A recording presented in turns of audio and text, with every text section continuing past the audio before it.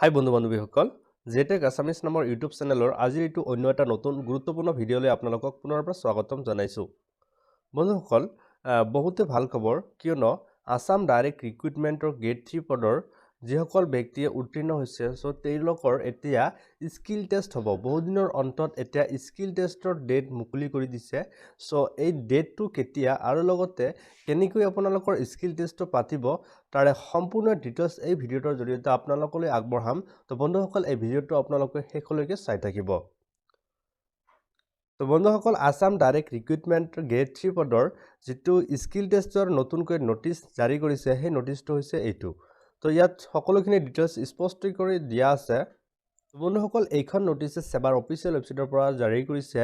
Skill টেষ্টৰ বাবে Assam direct ৰিক্ৰুটমেন্টৰ gate 3 পদৰ স্কিল টেষ্টৰ ওপৰত ভিত্তি কৰি এইখন নোটিছ জাৰি কৰিছে In continuation to this commission's advertisement number 82,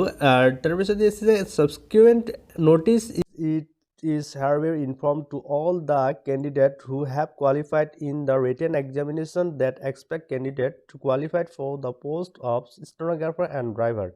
All other candidates will have to appear in computer test category 1, 2 and 3 of 25 marks as detailed below.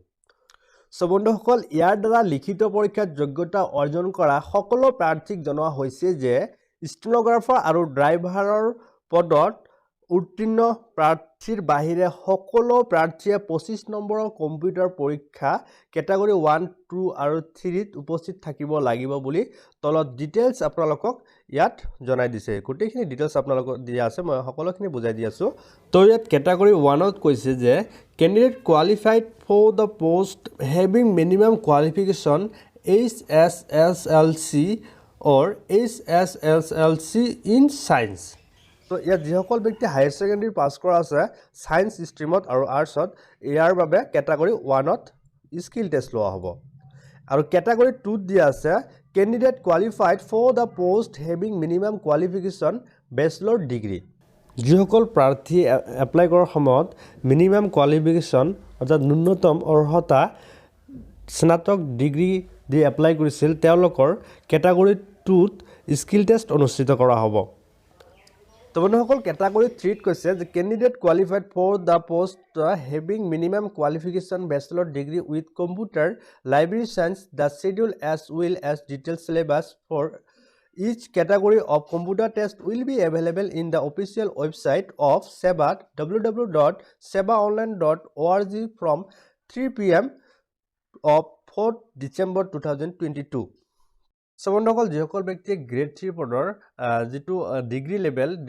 With computer আৰু লাইব্ৰেৰী সায়েন্স এইবিলাক দি এপ্লাই কৰিছিল তেওঁলোকৰ কেটাগৰী 3 ত skill test লোৱা হ'ব so এই category 3 ত skill test লোৱা হ'ব আৰু এই সকলোখিনি যেটো সিলেবাস তো সিলেবাস খিনি আপোনালোকৰ 4 তাৰিখ অৰ্থাৎ আজি আপোনালোকে পাই যাব সেবাৰ অফিচিয়েল ৱেবছাইটত এইটো ৱেবছাইটত আপোনালোকে পাই যাব আবেলি 3 বজাৰ পৰা আপোনালোকে সকলোখিনি সিলেবাস পাব কি ওপৰত ভিত্তি কৰি আপোনালোকৰ এই স্কিল টেষ্টটো অনুষ্ঠিত কৰা হ'ব তো এই সকলোখিনি ডিটেইলছ যেতিয়া আপোনালোকক ইয়াৰ সিলেবাসখিনি দিব মই আপোনালোকক জনাম যদি আপোনালোকে এটা চেনেলটো সাবস্ক্ৰাইব কৰে প্লিজ সাবস্ক্ৰাইব কৰি ৰাখি দিব তাৰ পিছত বন্ধুসকল ইয়াত কি হৈছে যে candidate can download their admit card from the official website SEBA WEF 14 December 2022 বন্ধুসকল আপোনালোকে ইয়াৰ যেটো এডমিট কাৰ্ড আপোনালোকে 14 ডিসেম্বৰৰ পৰা ডাউনলোড কৰিব পাৰিব SEBA অফিচিয়েল ৱেবছাইটত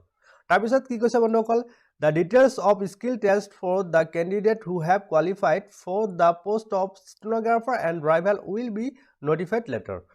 stenographer আৰু ড্ৰাইভাৰ পদৰ বাবে যোগ্যতা অৰ্জন কৰা প্ৰাৰ্থীসকলৰ দক্ষতা পৰীক্ষা অৰ্থাৎ স্কিল টেষ্টটো পিছত অৱগত কৰা হ'ব বুলি ইয়াত দিছে তো যেতিয়া ইয়াৰ যেটো নোটিফিকেশন আহিব